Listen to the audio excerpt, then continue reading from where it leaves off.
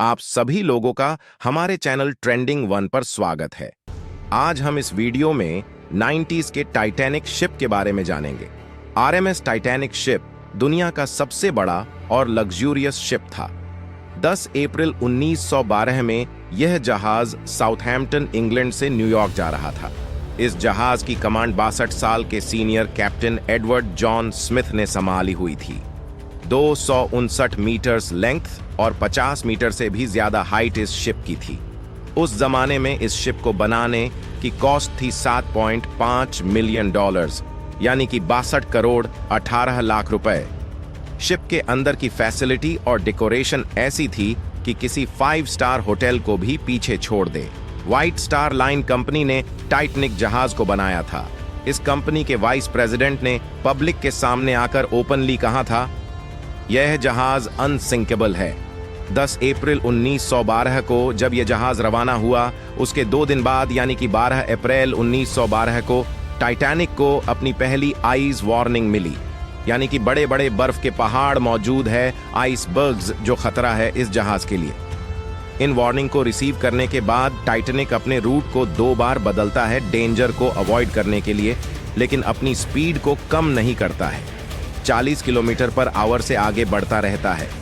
2 दिन बाद 14 अप्रैल 1912 को दोबारा आइस वार्निंग दी जाती है, लेकिन कैप्टन स्मिथ और उनके साथी इन वार्निंग को इग्नोर कर देते हैं, टाइटैनिक की रफ्तार कम नहीं करते हैं। रात होते ही तापमान नीचे गिरता है। इस 14 अप्रैल की रात के बारे में खास बात यह है कि चांद बाहर नहीं आया था। बिना मून के कोई मून लाइट नहीं थी, तो विजिबिलिटी बहुत कम थी उस रात को। रात के 11:39 पे एक बंदा देखता है कि एक बड़ा सा बर्फ का पहाड़, एक आइसबर्ग सामने आ गया है। वो जल्दी से कप्तान को इन्फॉर्म करता है कि जल्दी से शिप को लेफ्ट साइड टर्न करो, लेकिन उसके 1 मिनट बाद शिप आइसबर्ग से टकरा जाता है। ये आइसबर्ग भी कोई छोटा मोटा आइसबर्ग नहीं था। लेंथ में ये 200 मीटर और 400 फीट चौड़ा था, एक फुटबॉल फील्ड जितना बड़ा। आइसबर्ग का वजन 1.5 मिलियन टन था। टाइटैनिक जहाज को बुरी तरीके से चोट पहुंचाए। कुछ ही सेकंड बाद कैप्टन स्मिथ और शिप के आर्किटेक्ट थॉमस एंड्रयू तुरंत पहुंचे ये देखने के लिए कि इस जहाज को कितनी चोट पहुंची है इस इंपैक्ट की वजह से। एक्चुअली मेन शिप के साइड में डैमेज हुआ। यह इंपैक्ट इतना ज्यादा बड़ा था कि 16 में से 6 water tight compartments already break हो चुके थे। उनमें पानी भर चुका था, लिमिट 4 तक की थी। 6 कंपार्टमेंट्स का पानी से भरने का मतलब था कि जहाज को अब डूबने से नहीं बचाया जा सकता।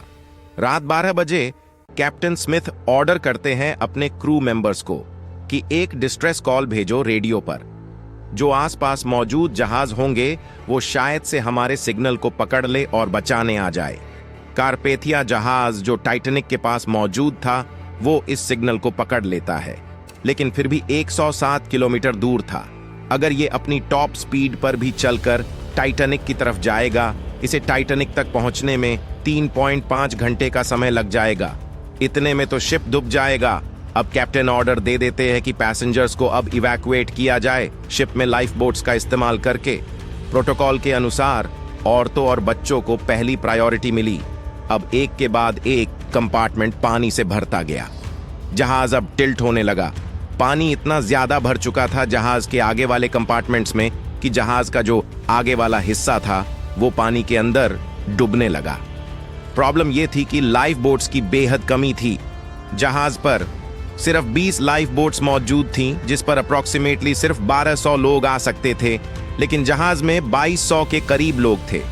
रात के 2:05 आखिरी लाइफ बोट टाइटैनिक से पानी में उतारी गई, लेकिन जहाज में अभी भी 1500 लोग मौजूद थे। आई विटनेस के अनुसार करीब 2:20 पर जहाज 2 टुकड़ों में बट गया और फिर धीरे धीरे पानी के अंदर डूब गया। 3 घंटे भी नहीं लगे इस कभी ना डूबने वाले जहाज को पानी के अंदर डूबने में।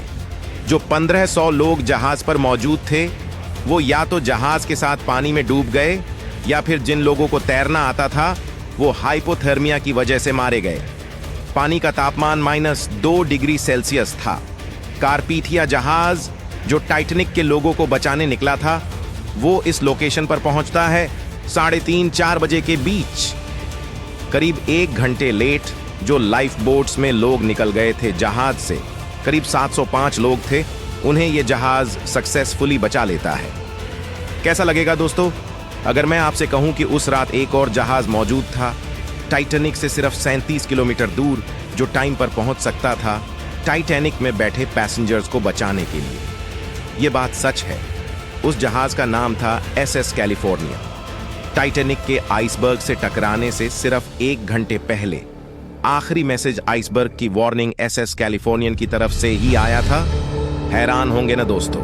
अगर आप और इसके बारे में जानना चाहते तो कमेंट में जरूर बताएं, तो हम इसका सेकंड पार्ट बना देंगे।